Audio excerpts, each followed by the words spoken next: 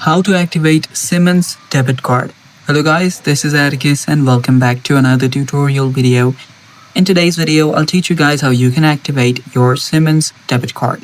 So, without any further ado, let's dive right into it. First step, open up your web browser and search for Activate Simmons debit card.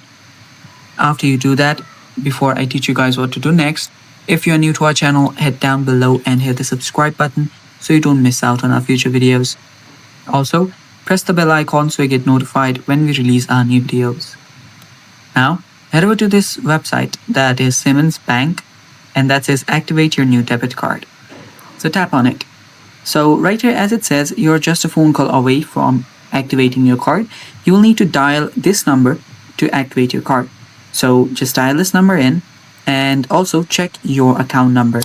After you find your account number, if they ask you for your account number, simply tell them your account number and they will activate your debit card, and then you can start setting up your PIN. And that's how easy it is. Thanks for watching.